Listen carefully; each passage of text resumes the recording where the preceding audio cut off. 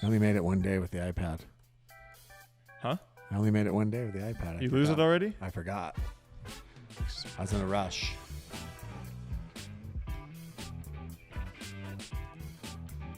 Okay. All right, let's make it happen, Captain.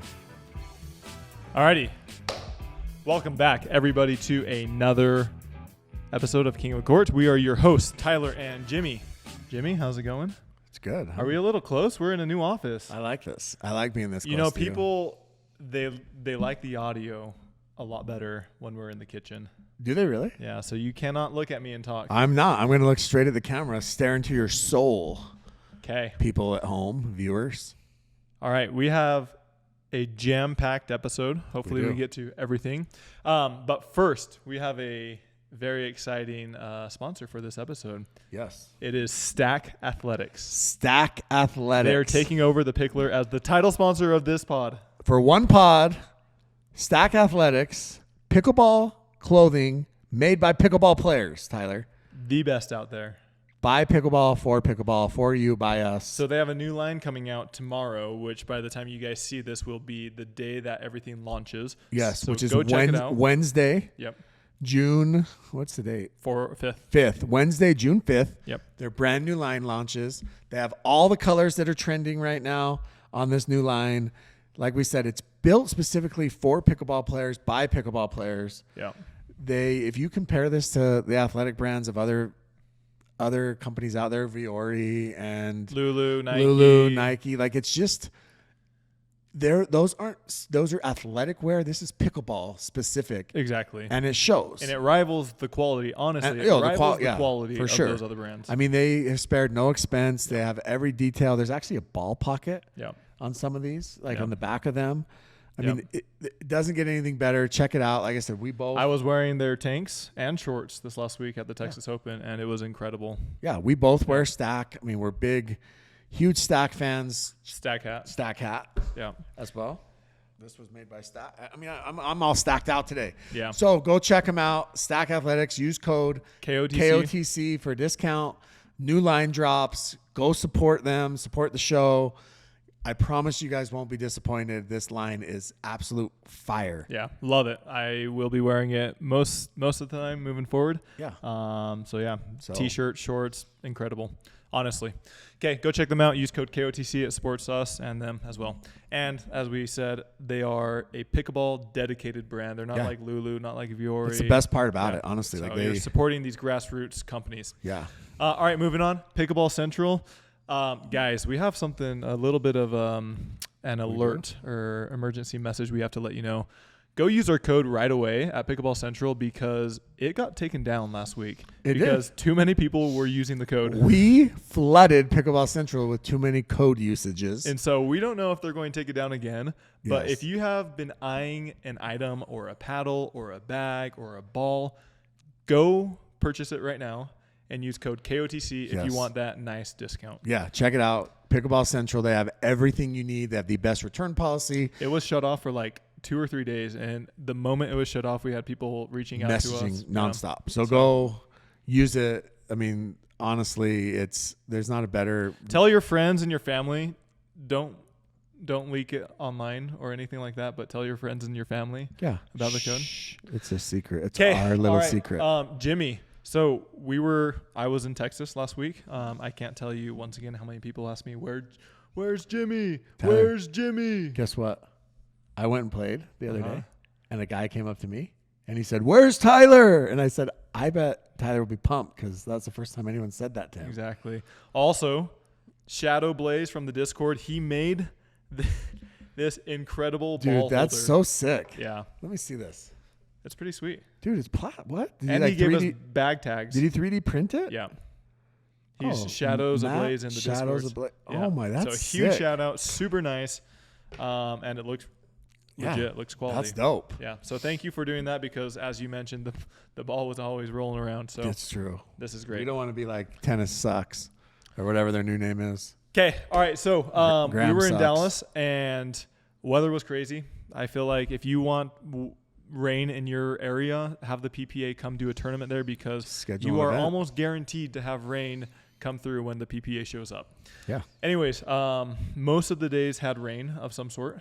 Actually, at the beginning of the week, the rain and the wind was so bad that it really messed up a lot of the vendors. And I know that a lot of players even struggled to get there. Yeah. Right? You had delays.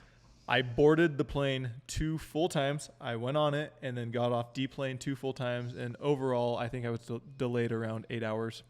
That's crazy. Yeah. And I know that like I saw Coop and some other people had DJ had some major delays getting there. So a lot of people had to wait for a long time on the runway when they landed in DFW as well. I heard a rumor that there were a few cars got stuck too.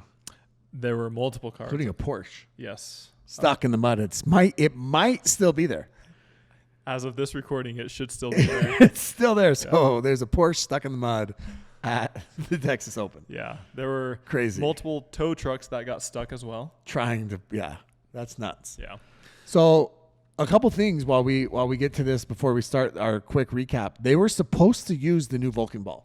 Yes. For this tournament. Yep. It's been being played with. Is that the right? Tested by the pros. There's a committee. Mm-hmm. A player committee. A player committee. A player committee. A player committee, and they've been testing that ball. And the reviews seem like they've been somewhat positive. From my understanding, probably 70 to 80% of the player committee wanted to use it. Yeah. And then there was a couple of players who, and possibly, I don't know if Connor Pardo, Chris Patrick, but that decided they did not want to use it for this tournament, whether they didn't feel like they got enough practice. But Vulcan was planning on using it for this tournament. They were planning on using it for the pro level play. So I have a conspiracy theory I want to throw out there. Okay? Okay. I heard a rumor that 2 of the players that did not want to use the ball were Matt and Lucy. Okay. Okay? My conspiracy theory is that Matt and Lucy didn't want to use this ball because the old ball in soft or in hot, humid conditions like Texas is more conducive to their style of play. Okay. What do you think about that? I think it's a conspiracy. I don't know the exact reasoning behind it. Where this ball it's not conducive for their style of play. They like that slower, dinking, slower speed ups type of game. That could be. I'm sure she'll let us know if that's true or not. I mean, I feel like I might be hitting the nail on the head on this. Okay. Yeah. It's interesting because from my experience, and once again, this is very limited. I've only played with it for about 4 to 5 hours. It's very similar to the previous version, but with just less weird bounces. And so you'd think that if that were truly the case, then other people... Do you think it's harder to put away? The new one? Yeah. Or same? I think it would technically be slightly easier because it's going to be a little bit harder. Feels like it's a little harder, a little thicker, right? Yeah. Like it's a thick boy. Yeah. So also, I like that stamp better. I do too. Yeah. Anyways, new Vulcan ball. It will be out. They are Sacramento. As of now, they're using it for Sacramento. So, and it should be available to the public in a month or so. Yeah, I think it's going to depend on how the pros react to it, the experience and everything like that. Yeah. But if everything goes well, then I would imagine in the next 4 to 5 weeks. Dope. Yeah. Okay. So, Texas recap. Texas. So let's start. Men's singles. Interesting thing.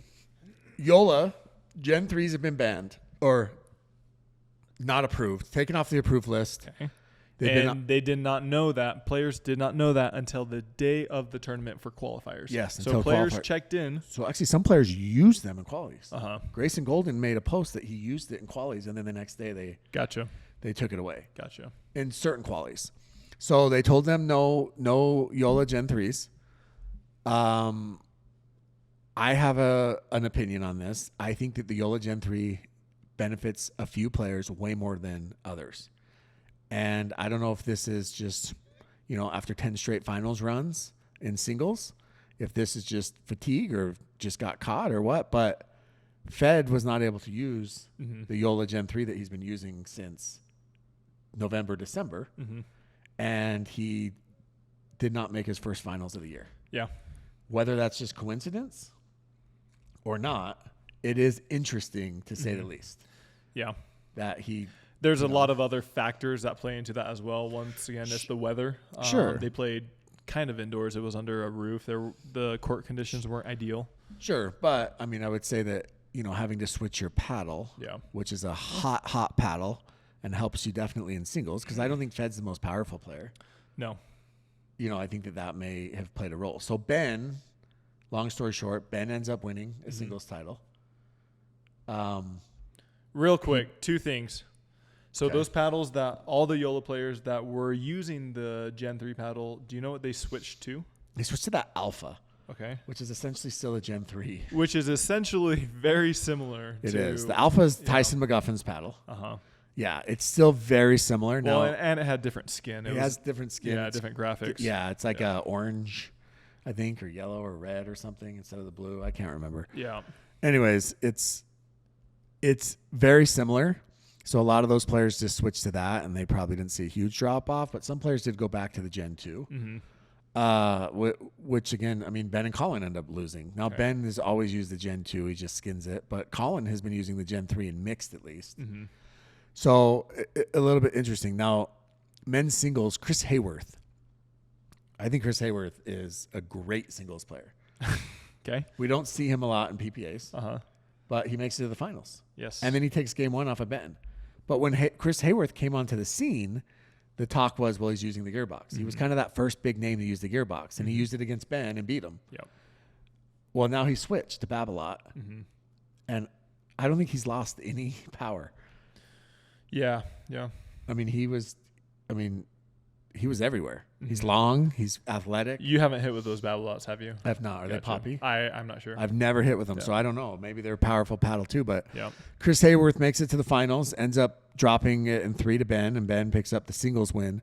Now, this is the weirdest thing, and I know that it's on a 52-week running cycle, but Ben wins a tournament, and he loses the number 1 ranking in men's singles to Fed. Yep. Fed makes this first tournament, he doesn't make a final, and he freaking retakes number 1, even though Ben won. Yeah, that's weird. That's really the point weird. system is weird because, and the way somebody explained it was that most likely Ben had like a cup or something worth more points, like 2,000 points, fall off, and Fed ends up getting 600 for third, and Ben ends up getting 1,000 for first. But that means Ben actually lost 1,000 points, and Fed gained 600 points most likely, which means that Fed was able to close that gap again. Yeah. So, yeah, kind of a wild. So real quick, we've talked about this a little bit in the past, but right now in the game, we're seeing a lot of singles specialists. Yeah. I know for a fact that there's some people who are not happy with those singles specialists because essentially they're coming into the game and all they're focusing on is singles, and they're essentially beating Ben, or they're pushing Ben or Fed or these players to the brink. Is that fair for these players to do that, or is there something that can be done? Sure. I mean, it's just like a specialty in any sport, right? Sometimes, you're really good at 3-point shooting, but you're not good at other things, right? So you spot up in the corner and, you're Kyle Korver and you're bombing threes, right? Yeah. You play. Because, I mean, Hayworth, I haven't followed him too closely, but I don't think he has had much success in doubles. Yeah, but I don't think that means that they're single specialists in the sense that maybe they're just bad at doubles. Yeah. I mean, there's players out there. I mean, Kwang Duong is not a great doubles player right now. Well, he just beat me. So he did beat you, but he's still not a awkward. great doubles player at this point, but he's you would call him a great singles player. Yeah. Right? It doesn't mean that he won't get there. It just means right now he's not great at doubles. Do you think tournaments or PPA should limit that to some extent? Or is there anything they can do? I just don't know how you limit it. I mean, you tell them you got to be this good at doubles to play singles. Yeah. I don't know how you would. Because a lot of those singles guys, I mean, once again, it's very nuanced, but they're not playing doubles. They're not playing mixed doubles. So, for example, Ben, he's playing all these matches in mixed doubles. He's making it to the finals. They're saving their money, doubles. bro. They're saving that. They're saving that entry fee. Exactly. So it was a little bit interesting. I mean, I think I would agree with you, but it is interesting that I just don't know how you do it. And we also know that the transition from tennis to pickleball is much easier in singles than it is in doubles. And so you're always going to see players better at singles. I mean, look at Will Howells. Yeah. Burst onto the scene in singles. He's done okay in doubles. I mean, he's had a couple moments, but he's never threatened anything in doubles. But he's a very, very good singles player. Yeah. Where it's not often where you see things go the opposite direction. Yeah. Right. Where they come in and they're good at doubles. And so I was there watching Ben in the final, and singles is fun. Singles is a lot of fun now. There's so much athleticism. The matches are close. It's fun. Yeah, men's singles is great. Okay. So Ben won the tournament, but he is actually number 2. Yeah. So he's number 2 to Fed. Fed made another post. Yeah, being like back to 1. I wonder if we're gonna get another Messi video. No. So if him and Ben keep going back and forth, will we get notifications every time? I feel like you have to, right? Did Messi ever go from number 1 down to number 2 and then back to number 1? I feel like in soccer it's a little bit harder to do the individual rankings. That's true. But and then Fed beat Dylan Frazier for the bronze. Yes. In 3. In another close, highly contested. Yep. And then women's singles, I mean, let's talk about real quick. Hayworth made it to the finals. Yeah. He lost to Noe the first game. Yeah. And then after that, he just steamrolled. Even Fed. Yeah. He beat Hunter Johnson 1-1.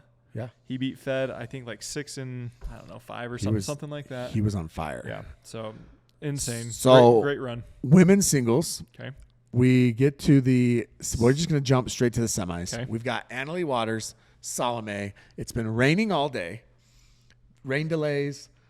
Inside, outside, back inside, back outside. So we're on an outside court. It's 11:30 at night. Mm-hmm. Don Stanley is the ref. We've got Annalie Waters. It's 10-7 for Salome in game 3. Okay? Or maybe, in game 3. Yep. And Annalie hits a ball down the line. Salome is literally from me to you. Hold up a little bit.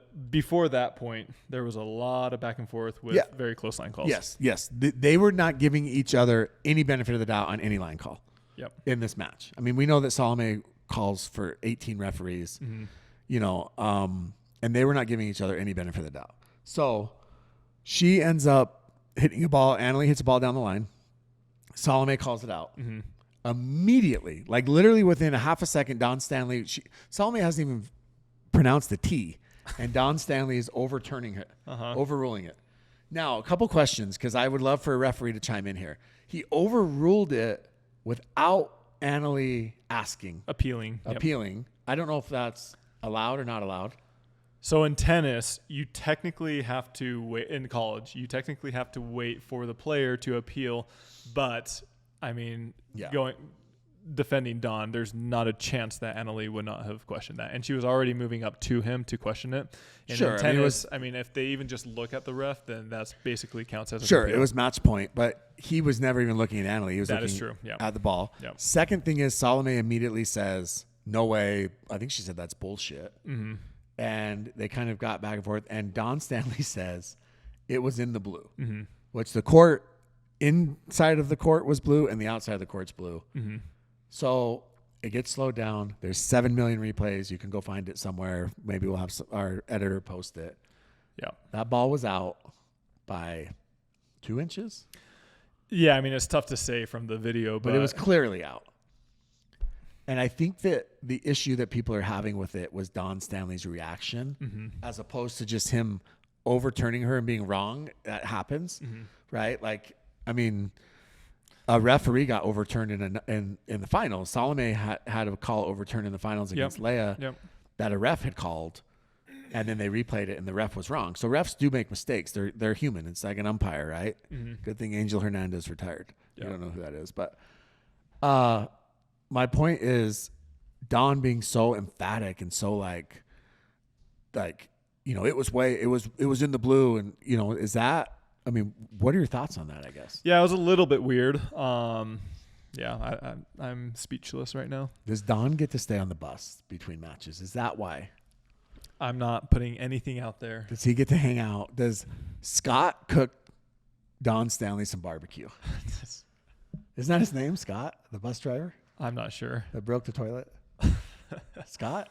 Anyways, sounds like it. It was an interesting moment for sure. Now there was another. We'll get to it, but we'll go women's singles. So Leia ends up getting Salome in the finals. She beat Catherine in 3. She lost the first game, and then their match was close. Both of those matches, those semifinal final matches, were going on simultaneously, and they both finished at like the exact same time. And you could hear from one court to the other. Exactly. Yeah, and so they end up getting the finals, and Salome and Leia, and everybody was talking about how it was going to be like this, because previously, obviously, Leia called those 4 balls out, and Salome, they're all overturned, and there were some big issues there in that bronze match, and everybody expected all this like drama, and it was pretty hyped up, and it was kind of a chill, low-key match. Like I said, there was that one call that Salome challenged that the ref had called, and ended up she was right. But other than that, it was pretty low-key, and Leia, in fact, it was almost boring's the wrong word, but it was just very there's no wasted movement from either side. They were both taking their time and very calculated. Yeah. And Leia ends up beating Salome in 3. Yeah. Winning. It's her second gold, I think, she's medaling a lot lately. Do you think she singles is happy she made the decision to not be retired in singles? Yeah, I think she for sure, because singles has always been her best event. Yeah. Like there's no, you love her or hate her, singles is her best event, and she's a really good singles player. And I don't think that there's any question, and she's proven this, that she's number 2 behind Annalie in singles. I don't think that there's any doubt about that. And so I think that pickleball is better when Leia Jansen is playing singles. Yeah. So, okay. Moving on. Mixed doubles? Yeah, let's go mixed doubles. We had some interesting pairings. So Anna Bright decided at the last minute to enter this tournament. She wasn't going to play.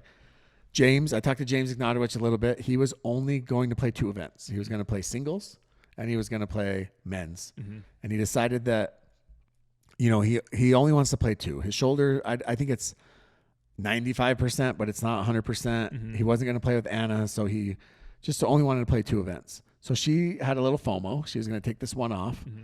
Had a little FOMO, and she decided to enter at the last minute. Yep. Rachel wasn't playing. James didn't want to play mixed, so she gets Kate Fahey for women's, her MLP partner. And then Tyson McGuffin did not have a partner. He did not drop anyone for this. He didn't have a partner. Yep. Like, there's no story behind it. Yeah. And so she ends up playing with Tyson, which they actually had a pretty good run. Yeah, they ended with bronze. Yeah. I mean, that's a pretty good run for them. You ended up playing with Catherine Parento. I was with Catherine. Yeah, we lost in the 3rd round to Thomas and Viv, who played incredible. Yeah. Yeah. Yeah. By the way, I predicted an upset. I predicted that DJ and Amanda Hendry would beat Thomas and Viv, just because, it's my MLP team. Yeah. And wrong you were. And Thomas let me know how wrong I was. Yeah, that's embarrassing. So, Thomas, I'm sorry, okay? That's embarrassing. I apologize. You got to stop with the predictions. I mean, they're never right. Jade and Fed had a good run. Georgia and J-Dub end up making the finals. They beat Thomas and Viv in 11-3, 10-12, 11-8. And then, so we get to the finals, and Annalie and Ben take on Georgia and J-Dub. Yeah. It's on Fox. What do you think about that, dude? It's on Fox National. It's not on Fox Sports 1, Fox Sports 2. Yeah. It's literally on Fox, Channel 13 in Utah. Yeah. Fox. Awesome. We love to see it. Not only was it on Fox, but there was an MLS game coming up next. And they extended. They pushed it to finish pickleball live. Hey. Pickleball is the most popular sport, the fastest growing sport. It was all. I mean, like the 4th year in a row. I mean, that's a massive moment for the sport. Annalie and Ben rolled J-Dub and Georgia. I'm curious your thoughts on this strategy. J-Dub and Georgia, they tried to get Georgia on the left for the majority of the match to get her in front of Annalie. Unfortunately, every time they tried to switch or unwind that stack, Ben and Annalie were just driving the ball at Georgia and catching her in the transition zone. And so she was never really able to get into a good position. Yeah. But had she been able to, do you think that would have been a good strategy to get her in front of AL? I mean, somebody mentioned this, but like their success is not great against Ben and Annalie. I mean, most people's are not. And so they've got to do something different. Yeah. They've got to try something different. And Ben and Annalie are so tough in that once they play teams multiple times, they really get a good read on them. Yeah. And so I've been saying this for a while, but I think the teams that honestly are more likely to beat Ben and Annalee, if any, are going to be the ones that are totally random. Like I say this a lot, but AJ Kohler, when he gets hot, he can be very tough. You pair him up with Jesse Irvin or Callie Smith or somebody like that. Yeah. Those types of pairings are going to be the ones that I think have a really good opportunity. Yeah, I mean, I think so. I think that the unorthodox, we talked about Mario Barrientos on our last podcast. Mm-hmm. When you play Mario that first time, the first few times, exactly. It's tricky. Yeah. It's hard. And I think those are the type of people that could beat Ben and Annalee. Yeah. So anyways, Ben and Annalee get the win. Ben wins a singles title. He wins a mixed title. Annalee just wins a mixed title in this one. And so moving on. Women's doubles. Annalee and Catherine.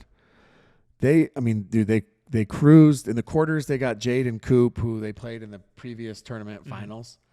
Ended up beating them 11-8, 11-4. And then they got Kate Fahey and Anna Bright 11-4, 11-7. They were pretty red hot, for most of the time. But in that women's final, or in that semi against Fahey and Anna Bright hit an overhead. Mm-hmm. And it was in, Tyler, by 10 inches. Okay. Minimum. That's not an exaggeration. I have a picture of it. If you'd like to see the picture, we'll post it. That's not an exaggeration. Right down the middle. Was this in the second game? It was in the second game, and Anna and Kate, I want to say it was like 5-5 at that point. Mm-hmm. They were up, I think, 5-0. Too. Yeah, and I think it ended up being 5-5, or maybe it was 6-4. Yeah. But they were leading, and this overhead was pretty significant at the point because they had a lot of momentum. And Annalee called it out. Catherine agreed with her, so they both called it out. You can't really blame either one. And the replay showed that ball it was as in as any ball I've ever seen. Now, Anna hit it so hard, maybe it was hard to see. Mm-hmm. But I feel like pickleball is going this weird direction where now everybody is, I don't want to use the word hooking everybody, but they are definitely erring on the side of caution for them, like themselves. Yeah. And anything close, they're giving themselves the benefit of the doubt. Some of this I really think has to do with the money coming into the sport. Mm-hmm. And when there's that much money, now it matters so much more. And when players are calling their own line calls, like what is, there's no repercussion for being wrong, right? When you call your line at this moment, right? And there's really, the court of public opinion, who gives? Nobody really cares about that. Some of these players, they don't care, And so for me, it's like, what are your thoughts on how they can, do they need more referees? Do they need, how do you combat this? Because at this point, it's like, if it's close, it's out. So obviously technology, but it's funny you bring that up because I was watching that match and it was nighttime and I wasn't paying 100% attention, but I actually thought it was out. But I did not get a good. Have you seen the replay? I have not seen the replay. Yeah. But I know a lot of people were talking about it, but a lot of the people in the stands, they thought it was out. Yeah. And like I said, but bottom line is they need technology. That's the ball hitting the ground. It's on the ground right there. That's not on the ground. No, I promise. It's a bad view, but it's on the ground. I might be thinking of a different one. Yeah. But regardless, they need better technology. Yeah, you have to, right? Yeah. I mean, it's not the resolution; it's the frames per second (FPS). They need up 240 or higher. Yeah, it's just crazy because I feel like players are saying, okay, well, if this person is not going to give me the benefit of the doubt, I'm not going to give them the benefit of the doubt. Yeah. And now it's widespread amongst all pickleball. I had a couple players talk about how often they were hooked. Rafa played J-Dub, and it was 5-7 or something like that, and there was a ball that went over J-Dub's shoulder, and the replay looks like it clearly landed on the line, and J-Dub called it out. Now, I don't think J-Dub is hooking Rafa, but I think that in a close, hotly contested match, we saw J-Dub do an MLP too. In a close, hotly contested match. Is J-Dub the new hooker? He might be. They are going to give themselves the benefit of the doubt because, again, there's no repercussion for it. Yeah. And why wouldn't you? There's so much money involved. There's so much, it means so much now. By the way, JW is probably the most fair line caller I've ever No, that's what I'm saying. I'm not like saying that it's always malicious, but I do think for some players it has become malicious. Yeah. It's become the point What players? Well, we know who they are. It's just become the point where if the No, we don't. That's why I'm asking you. If the ball is close, it's out. Yeah. And you see it. I mean, come on, like Annalie Waters, if the ball is close, it is out. We saw it a million times this weekend. What about with Salome? And I'm not saying that Annalie's right or wrong because What about Salome? even the replays suck. Salome's weird because she brings in those line judges to almost like prove her own point. It's such an odd situation with her. What about Leia? But it doesn't affect her line calls. She still calls them bad. Leia is funny to me because I think that Leia actually calls pretty good lines, but she was pissed off against Salome. And so I think she's trying to prove a point. All right. Somebody wanted me to call you out. What would have happened if Salome was overruled 4 times in a row? Yeah. Well, I mean, if she was, people How long would the monologue had been? Well, it would have been the same because I think Salome would have been proving a point. Like, you don't make 4 calls like that in a row. Zane? Unless you're trying to, Zane? Good? Yeah. Bad? Hook? Zane's a hook. Everybody knows Zane's a hook. Wow. Who else is there? There's some players out there that just... Fed airs on the side of himself. Pablo. I feel like Pablo's pretty fair because the thing with Pablo that I've seen with him is I've actually seen him make a call that's questionable, and then he'll go to the player and say, hey, if you saw it, I understand that, and that has happened to me before. Yeah, but with Pablo?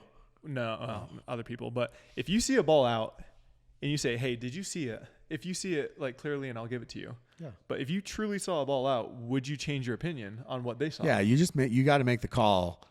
Like if that's always been an interesting conundrum for me. Yeah, it's like if I call something out, like you should see it, and you shouldn't want to change your call because the other person says it. Yeah, I think your first reaction is your first view of it and reaction of it is usually correct. How are Pardo's calls? Awful. Honestly, that's why his players suck at making calls because he set the precedence by hooking me 3.5 years ago. All right, let me do 2 more. Ben Johns? Ben actually, I think it's fair, except when he feels like he's getting hooked. Because in men's doubles, he felt like he was getting hooked by Deckel and Matt Wright. And there was a lob that Matt Wright hit. I promise you this ball hadn't even hit the ground yet. And Ben was calling it out. And Tyson McGuffin. And when it hit the ground, I actually don't think Tyson has any issues with line calls. Okay. I haven't seen Tyson. I can't think of an instance where I was like, Tyson's a hook. I think Tyson is actually pretty fair. He calls them close. When it's close, he'll call them close. Sure. Everybody gets a little tight. But I think Tyson is pretty fair compared to some other people. Okay, let's move on. So what was that? Mixed doubles or women's doubles? Women's doubles. So congrats to Annalie and Catherine end up winning. Nobody's shocked by that. Mm-hmm. And so moving on to men's doubles. The biggest thing with men's doubles is Ben and Colin get upset. Yeah. They slept in separate bedrooms. I guess, that night. Have we talked about this? Daescu, so the official verdict. So he had to pull out. Yeah, so Daescu, so Christian Alshon pulls out. He had some procedure done. We don't know what it is, what it was. So he pulls out. Daescu has to pull out. Mm-hmm. So that's 2 teams. So that means no Tardio, no Connor Garnett, no Alshon, no Daescu. So 2 teams. And so they end up sliding in these other teams into what they call the lucky losers, right? And they end up getting like 5 seeds and 8 seeds or something. And so there's a couple teams that had a very favorable pathway to like almost the quarterfinals. Yeah, very, very easy draws. But Matt Wright and Deckel Barr play. So Matt's kind of jumped around to different partners recently. So they end up playing together. Which they almost lose their first round match. They win 12-10 in the third against Stefan Auvergne and John Cincola. 12-10 in the third. Yeah, and we said this on the pod. When we previewed this, we said that, their counters and their hands would be really good, but it's possible that teams could overpower them, just by moving them around enough. Yeah. Right? And so, they end up almost losing their first round match. And then they play Spencer Smith and Chuck Taylor, beat them 11-9, 11-2. Ben and Colin had a pretty, like I said, they had Michael Lloyd and Jason Lloyd. They had Colin Schick and PK. And then they had Blaine Havenier and Donald Young in the quarters. So then in the semis, they get Matt and Deckel. Yep. And Deckel called a couple balls that were pretty close. I think Ben got pissed about it. And then, like I said, Matt threw up this lob that ended up landing on the line. It looked like it landed right on the line. Ben called it out immediately before it even had landed. And so I think that was when Ben was getting frustrated. So Declan and Matt beat him 11-9, 11-7. I heard Matt was great. He was on fire. I mean, his counters, his hands, everything. I mean, Jim Kloss didn't sleep that night. It's crazy how Matt Wright continues to just do really well without Riley. I tweeted this. Yeah. And it was a little bit facetious, but is Matt Wright a number 2 player in men's doubles? Matt Wright is a number 2 right side player, yes. And the reason I say that, and I talk about this all the time, but he's playing with different partners and he's still able to have success. J-Dub and Dylan, they're 3, 4, and 5 or something like that. But the partners that Matt is playing with and taking them to the top 5, top 3 are not in the top 5 players. Matt is one of, he's probably at this point, even at his age, 46, 47, the best right side player in the game. I think he's better than Dylan, better than Colin. And so you said he's the second best right side player. Well, I think he's the. So it depends on. I think right now he's the best right side player, but I think so he's not the second best, like you just said. No, he's the best. But I think there's other players who could, if they focused on becoming good right side players, could be really good. Okay. Like James Ignatowicz is a guy that I think if he's going to be playing with Fed. If he's playing with Ben this upcoming week. He's playing with Ben, and he focuses on becoming a right side player. I think James could be really, really good. Yeah, but Matt is. I mean, he's defying the odds. He knows his role. They made 20 something straight. Yeah, with Riley. Medals with Riley. Yeah. He's won. He made a finals with Deckel. He won with Ben. He made a finals with Ignatowicz. Yeah. I mean, he just continues to just do well no matter who he plays with. Yeah. I mean, the guy's a stud. And to me, that is so impressive. And he has a full-time job as a freaking lawyer. Yeah.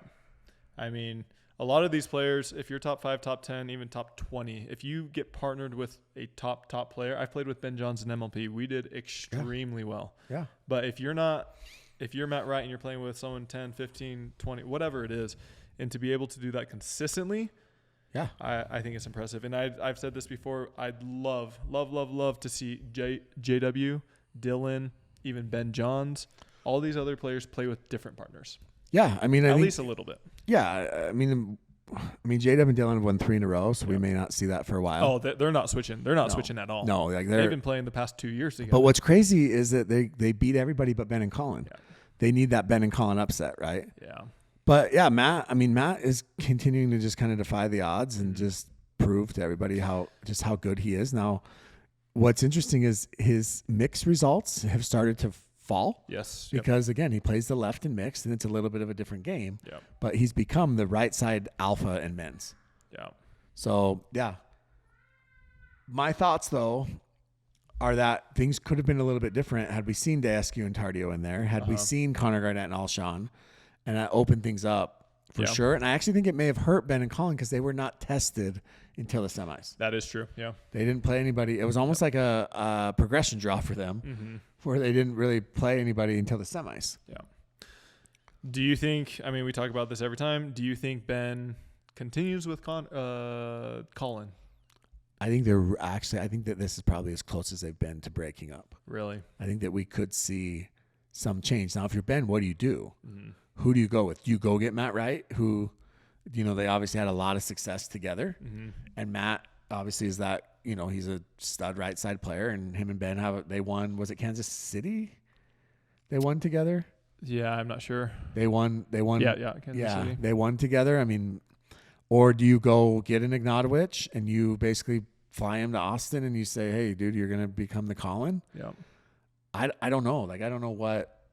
How many more tournaments do we expect them to play? Oh, dude, they got 1 or 2, and then if they lose, I mean, here's the thing: Ben could call anybody at any time, and they will drop their partner for him. Yeah, except for maybe J-Dub and Dylan. But what if Ben called Dylan? I could maybe see that. Yeah, maybe. I don't know. We're speculating here. Call Tardio and I don't know. It's an interesting predicament because they're not. It's easy when you're super dominant, but we just had Amanda Hendry on the show, right? And she was talking about obviously playing with Jack Foster, her boyfriend, and how when they're playing well, it's great. But then when they start to lose, they would fight and things. I think it's the same with siblings or any partners. Yeah. It's just tough also. I mean, they've been the most dominant pair for the past few years. And then to go from that to what the game is now, it's a change. Yeah. Yep. Okay. So moving on. Yeah. So J-Dub and Dylan end up getting the dub, and Jaume and Tyson win the bronze because Ben and Colin pulled out. I heard it. They pulled out. Yeah. Again. Yeah. And Annalie pulled out of singles. Yeah. Yeah. I wonder what their fines will be. Yeah. So that's a great question, because if one of them wants to play and the other one doesn't or is injured, I wonder how that affects it as well. That's a good question. All right. But first, we got to talk about our next sponsor of this show, the Vulcan V Pro Flight, which we also have a really sweet ball display. This is the ball that the pros are using, the Vulcan V Pro Flight. Also, they're using this ball at MLP. This is Gen 2? They will be using Gen 2. Yeah. Is this a Gen 2 or Gen 1? It's Gen 1. Yeah. Yeah. Check it out. Vulcan V Pro Flight. If you want to play with the ball that the pros are playing with. Yep. If you want to play in any PPA tournaments, if you want to play MLP amateur tournaments, MILP, all of those things, they're using the Vulcan V Pro Flight. Get them today, practice with them, get comfortable with them. You can get them at vulcansportinggoods.com, use code KOTC, and also pickleballcentral.com using code KOTC will save you guys a little bit of money. Yes, check it out. Okay, what's our next topic, Jimmy? Let's get into this Daescu thing really quick, just because, I mean, it feels like it's almost past at this point. We actually had information about it, but a couple things. So I don't think we discussed it on the last pod, but the ruling came down that he was given a 60-day ban and a $50,000 fine for putting a foreign substance on his paddle. $50,000, that's more than the minimum wage. Yeah, $50,000 fine. What are your thoughts? I mean, is that punishment too harsh, Tyler? I thought the dollar amount was going to be a little bit lower, and then the days were going to be a little bit higher. So I think they got those maybe like a 90 and a 10, something like that. Yeah. I mean, but it's pretty interesting. 50K is a big number. Yep. But having spoken to some people, that are some decision makers in UPA, the big thing for them is that one, it was blatant. He's not denying it. So he definitely, whether he used the paddle in competition or not, he still turned in a paddle that he had put a foreign substance on. Yep. So, I mean, at the end of the day, whether it's used or not, that's cheating. Somebody made a comment saying, why are they suspending him, at least to the degree that they are, if he was turning it in? It's not like he was actually caught during play with it. That's true. But had they passed that paddle, would he have used it? Yeah. Right? Yeah. And then that way he would have been given the clear to use it in play. Yeah, exactly. And it's easy to turn in a paddle like that and then have it be like, oh, sorry, wrong paddle. But if it passes, he's like, oh, well, it passed. It's got the sticker. Yeah. So I don't know. You don't know his intent, right? You want to give him the benefit of the doubt, but we don't know what his intent was. Yeah. The other thing with it is that, $50,000 is a lot of money. Yep. It's a big fine. But I think the big issue that they're trying to do here is they're trying to deter this from happening with other players.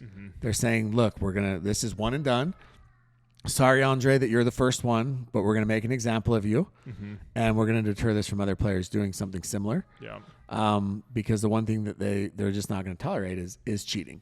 So Andrei's a top player. He's a top 5 player at this moment. What happens if a non-PPA pro would have turned in a paddle to somebody at the very, very, very low end and they had pine tar? It's like when you go to prison, okay? And say you embezzle money from your company and they fire you, and you go to prison and they say, hey, you got to pay back $1 million in restitution. The reality is you're just never going to pay that money back, and you're going to die owing money and every penny you get. So if you're like a lower level player and you do that and they're like, here's a $50,000 fine. Do you think they still just retire from pickleball because you're never going to pay that money back? Do you think they still issued that same amount? If a lower level player, somebody that we've never heard of, turned in a paddle, do you think it would have even made news? I mean, I think that it has to be proportionate.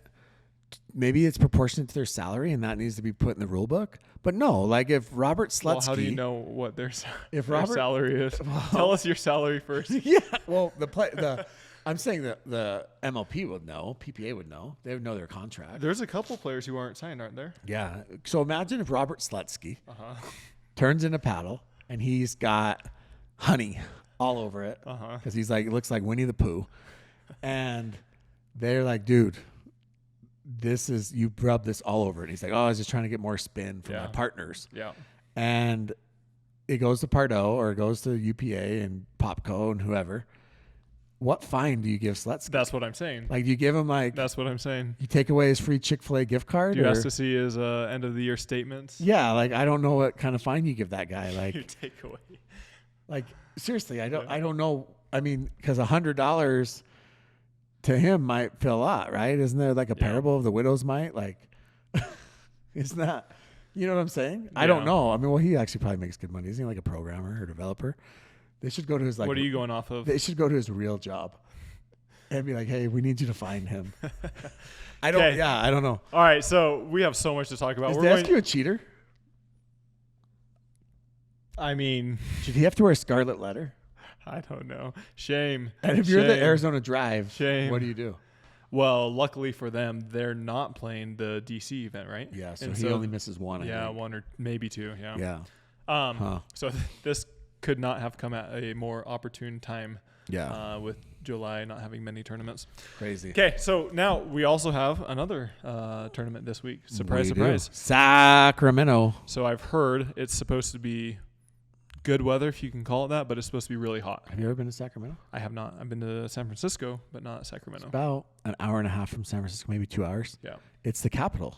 It is, yeah. Of California. Yeah. It's car rentals are insane over there. I just tried to. Bro, are you flying into Sacramento? Yeah. It's even flying into the airport. Like, it sucks. Sacramento is $130 a day for a car rental. Sacramento's a shit show. It's not. It's hot. If you're lucky, though, maybe the California State Fair is going on. That's fun. Men's singles. Right into it. Fed, back to number one. Back to number one. All I got to do is get bronze, let Ben win, and I get back to number one. Okay. Jack Sock's back. We're going to skim through these pretty hard. Yeah. So Jack Sock is in there. Are you there. playing singles? I am. Who are you playing with? Quali? Yes. No. Not the quali. I mean, are you playing a quali first round? Your boy. Who? Right here. Oh, whoa. Tyler Leung versus Augie Ga. Let's go. First round. 2 6-foot-tall, handsome Asian lefties. Wow. Is that the first time you've called me handsome? Oh, I thought I'd get a twin. Wow. Bao Duong is playing. Wow. Love it. Let's go, Bao. QD's brother. He's like 14, isn't he? Okay. Yeah. So Augie is playing in it. So I'll play him first round. I mean, he's a good player. He's a great player. I have not seen much of him in singles, Are to you be nervous? honest. It's going to be fun. I mean, everyone loves This is not progression draw, right? Correct. Everyone likes to act like me and him have stuff, but it's No, everyone else that has the stuff. No, we started. Yeah. It's interesting. Pablo's got the bye. And he'll play Brandon French or... Man, these draws, I mean, J-Dub has no bye. It just depends on where you're at. Some of the draws are great. Dude, look at Tardio gets Noe. Yeah. Roscoe Bellamy, who just took a bronze a couple Connor weeks Garnett's ago. going to have Donald Young, assuming he wins. And Donald Young pushed him to 3. Exactly. Yeah, crazy. So men's singles. Okay, who do you got? Interesting, there's no Ben Johns. Yeah. Ben is not playing singles in this. He said, if I win and I don't get first place in the rankings, I'm not going to keep he's playing. out. I mean, you got to go with Fed on this one. Like, Hayden's supposedly playing. Hayden's He'll play out. Federico. Hayden's pulled out of a lot of singles. Okay, who do you got for winning this? I got to say Fed. I'm going to say Fed gets back on track. All right, women's singles. So it's a little bit of a smaller draw, it looks like. Yeah, so Annalie is playing. Yep. So, and then is Leia the 2 seed? Let's see. Or is Leia playing? Catherine. CP. Catherine's the 2. Yeah. So who's the 3? Brasha or Leia? Mary's the 4. Leia. Leia's the 3. Yep. But the 3, and she's in the top half of the bracket. Jeannie Bouchard is playing Chow Yuing. Okay, so this is where it gets interesting because the way that they flip the seeds in PPA, the 2 and the 3 should be in the same side of the bracket. Mm-hmm. But because PPA reserves the right to flip the seeds, Leia is actually on the same side as Annalie. Yeah. So Mary Brasha as the 4 actually gets the benefit of playing Catherine instead of Annalie. Yeah. So that's tough. So I think that we're going to have possibly a Catherine Annalie final. Lauren Stratman's playing. Yeah, good for Lauren. By the way, I was talking with her and Julian, and Are they not happy with me? They're not happy with you. Why? Lauren. Can you make an apology? Lauren, I'm sorry that I said that ever since you and Julian got paid, your results have not been good and you've mailed it in. I apologize. That I misspoke. I meant to say that only Julian's results have not been good. Okay? Just kidding. Come on the pod. I would love to have Julian and Lauren both on the pod. I think that it would be entertaining. I think they're good people. I think they're funny. Okay. Let's get them on the pod, should we? Is Salome in this one? I do not see her name. Nope. Dominique Schaefer, Jeannie Bouchard. Do you see anyone winning? I mean, Annalie. So Salome did beat Annalie Waters. Yeah. I don't know. That was probably Annalie Waters' first loss in forever. Since Paris Todd in 2022. Maybe. Oh, no. Tyra. Since she lost 10 times they play each other. How many times do you think Salome wins? 1. You think 1? Yeah, we saw the 1. I would maybe say 2. I think we saw the 1. 2 or 3. I think that goes for just about everybody. Okay, mixed doubles. All right, who do you have? Who's your partner? Caitlin Christian. Oh, okay. Arizona Drive. Yep. So Ben is with Annalie. So Daescu pulls out and Megan Dizon goes with Yates Johnson. Yep.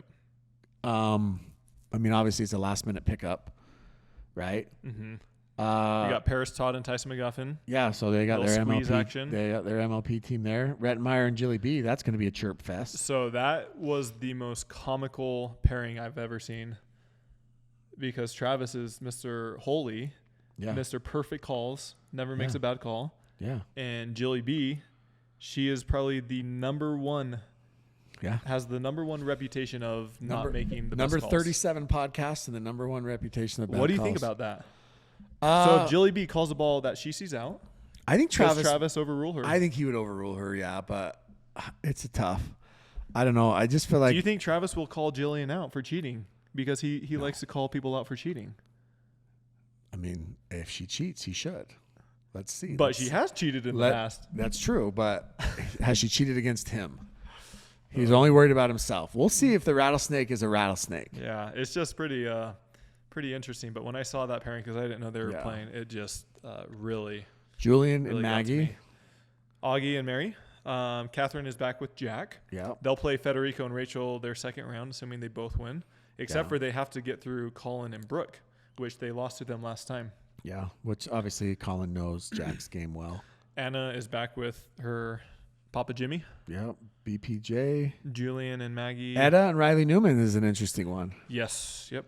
That'll be really interesting. Also, Callie Smith is playing with Chuck Taylor because of Jay. I assume because of Jay's ankle. Must be. I thought Jay was going to play Sacramento, but maybe he said he was, but then he also said that his doctor did not give him the permission or the go-ahead. Well, you'd probably rather have him sit this one out. Yeah, got to get close to 100%. Coop and Hunter Johnson, DJ Young and Christine Trefanovic, McGrath, Lena and Rafa. Yeah, interesting ones. I mean, I think Thomas and Viv are red hot. They're going to be tough to beat. Obviously, I do think Declan Glassman will be interesting because Glassman could get hot. Be interesting to see Riley and Etta. They could do very well. Yeah, I mean, if Riley can get his drops down. Yeah. I mean, the problem with Riley is whenever he plays Thomas, he hits his drops so high that Thomas is earning off of every one of Riley's drops. Yeah. So that bottom of the bracket, those should be fun matchups. Yeah. Okay, moving on. Let's go into women's doubles. What time are we at? Wow. Okay. We'll skim through this one real quick. Allison Phillips, Lindsay Newman. Yeah, I mean, I think Annalie and Catherine are definitely the favorites in this one. But Megan and Etta have been playing well. Anna and Rachel are back together. I mean, Mary and Maggie. Jesse Irvin and Andrea Coop. Paris and Vivian. So we got the whole squeeze squad. Yeah. Yeah. I mean, it's Annalie and Catherine's to lose for sure. Okay. Men's doubles. Right here. And men's doubles. J-Dub and Dylan are the one. Yep.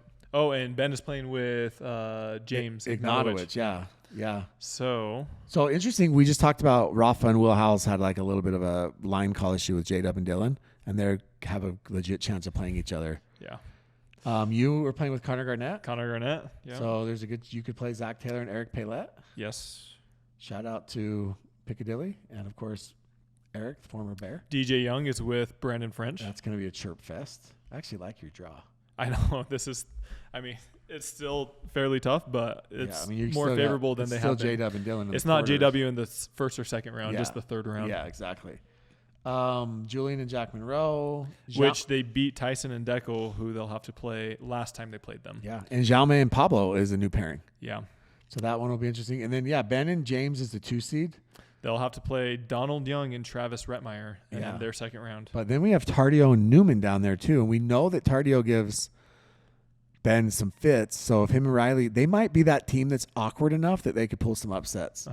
Fed and Hayden. Yeah. Another interesting one. Jack Sock, Thomas Wilson. Dude, this men's field is stacked. Yeah. It's fun. New partnerships. Yeah. Noe Cliff and Quang Duong. Mm-hmm. Dude, this is going to be – I'm pumped for men's. Yeah. I'm pumped for all of it. Let's go. All right. Anything else? No, I'm excited. Let's Okay. You know how everyone talked about April being a crazy month of tournaments? Yeah. For June, for me, is I'm going to be playing in the tournament every single week. That's crazy. Because of MLP. Yeah. So, sweet. All right. We got some questions. We'll try to skim through some of these. Well, but first, we'd like to give a big shout out to our next sponsor, C&D Pickleball Nets. C&D. They are the best nets, hands down. If you need them in your facilities, your driveways, your courts, go get them. They're better than most permanent nets, and these are temporary nets. Yeah, we love C&D nets. You obviously just put one in your personal court. And it's been raining, hailing, and windy, and it has not moved at all. Yeah, I mean, I'm not sure if there's a better endorsement than the fact that is the net that you have in your court. Yeah. So we have a good friend of the show, Brennan Adamson. He's building a court, and he said he was asking for suggestions on things, and he was kind of talking about the size, and the first thing he said was, just so you know, I'm 100% sold already on a C&D net. Yeah. Tell me about everything else. Cool. So, yeah. Love it. Go check them out, C&D. The website is bestpickleballnets.com, and use code KOTC. It gets you the best price and also helps support us, KOTC. Yep. Check them out. All right, so we have some questions that people have submitted online on our Instagram. We will go through them, and we will try to knock these out fairly quickly. Does Yola have the worst customer service, or what? I think right now it's a pretty interesting time. Yeah, it's an interesting time. I heard that if you bought directly from Yola, they are giving refunds if you bought directly from them, but if you bought from a third party, they're not. So, yeah, I mean, it's interesting. I mean, I think Yola is, I mean, we've had people say, it's been 2 weeks. You know, we don't know how long this is going to take, because if it really is just a clerical error, then 2 weeks should be enough time. Well, 2 weeks has expired by now. Yeah, but if it was not a clerical error and Yola is just calling it a clerical error, then this may take a lot more time to unwind than we think. We may have a Gen 4. What happened to Kyle Yates? He's still young, but didn't seem to grow with the game. I heard that he stopped and he started teaching, because at the time he stopped to go run a facility, it was like a 6-figure job, which was probably more than he was making in pickleball or close to it, without the grind of pickleball. Yeah. But he does have a new paddle, the Volair. So Kyle Yates, he's still good. I've seen him. He's still good. He plays. He played U.S. Open. I think he struggles or has struggled in the past with getting top partners, and so I think he's been a little bit down on that. But when he gets a good partner, he's good. I mean, he's still late 20s, right? Yeah. And that new Volair is sick, by the way. That pink one. Why do the refs stand center court and look at each other at every timeout? It seems weird. Yeah, that's kind of a weird thing. It's almost like a changing of the guard, military. I don't know. It's like maybe so they are like keeping each other in checks and balances, as opposed to like going and sitting down and looking on their phone and getting influenced. Get Jimmy a headset. Do you think the audio is going to be good this time? Dude, I have been eating this microphone. Eating it. I can smell it, so it better be. If it were up to Jimmy, would the Gen 3 Yolas be legal? Sure, yeah, because they were, if they truly submitted them like they claim they did, then they should be legal because they passed the testing. But there still needs to be paddle limits. So is what that a politically correct answer? So Jimmy, if that's, I thought you've grown soft. Well, I'm just saying, if that's the paddle limit that you're approving, then sure. But there's got to be a limit somewhere. But talking to players, I would say that 80 to 90% of players do not like the Gen 3 Yolas, and that includes players who are using them because it changes the game so much. But why did you have to blow up our guy Dylan like that with Alex? I love Dylan. Seriously, Dylan is one of my favorite people. Best advice for finding good partners for emerging pros? Honestly, I would say that one thing that I would say is find somebody who is an emerging pro with you and come up with them. Like, look at Greg Dow and Scarpa, right? And now they're able to kind of branch off. Look at you when you and Spencer Smith played for a long time together. Yeah. right? I mean, you have played with Susanna Barr. You played with, you got to find those partners that maybe are local to you that you guys can kind of come up with together, and then it's okay to kind of make that to branch off. Why do pickleball players uniquely be on their phones during competition? One, I think they're receiving coaching while they're on the bench, right? Because maybe, like they specifically mentioned Georgia was getting texts from Julie. Mm-hmm. The second thing is a lot of players actually go and check the replays. Mm-hmm. Yeah. They check the replays during timeouts. Is that allowed? Do you think that should be allowed? Sure, it's a timeout. Yeah, I mean, I don't think it's any different. I think the optics look really poor with that. If you see players on the bench looking at phones. I think so too. I think the only optics, one I would give a pass on is Leia, because most of the time she's checking her blood sugar levels and stuff like that. Yeah, I think the optics look pretty bad. I don't think it's the best look in the world. It's almost, you think it's like a disinterest in a way, but I mean, it's like a quarterback goes to the sideline and he picks up the phone and calls up to the offensive coordinator. Yeah, I mean, that's different. But yeah, you're right. They're not sitting there on a cell phone. Their personal cell phone. Yeah, I agree. Maybe they need to have phones on the bench, like the big sweet. red one. Like, PPA. Yeah. PPA. Did they have the new ball available in Texas? If so, how do you rate it? So we talked about this earlier on. They did have it in Texas, but it was not in use in Texas. Yeah. If Jimmy was getting married next month, how many of the 88 players would you invite to your marriage? All of them. I want every single one of them there. Julian? 100%. Julian would be my best man. I like Julian. Andiamo. Did you ever ask him how much his bag was? I have not. I like Lauren too. I think Lauren and I would be friends more than me and Julian. Just saying. Why do refs kick the balls to players instead of picking them up and tossing them? Because they're That's old rude. and they have bad backs. Have you seen the demographic of referees? Does that mean? That's mean. Except for Maddie Torin. She's not a ref anymore. She started off that way. Yeah, that's what I'm saying. She could bend over, and she's young. Careful. Oh my! Wow. Wow. All right. Anything else, Jimmy? No. That's. Are you going to be in Sacramento? No, of course not. I'll answer that for him. DC. I'll be in Washington DC for MLP. Isn't the location a little bit? Bro, I was told that do not go get food off site. Do not go shopping. Do not do anything off site. Get out of there as quick as you can. It is not a great area. All right. Which means I'll get along great with those people there. With all your friends out there. Dude, I freaking love the ghetto. Like, I prefer the ghetto. Okay. If you've made it this far, please do us a big favor and hit that like and subscribe button. It does a big favor for us. And stay tuned for our next episode. Yep.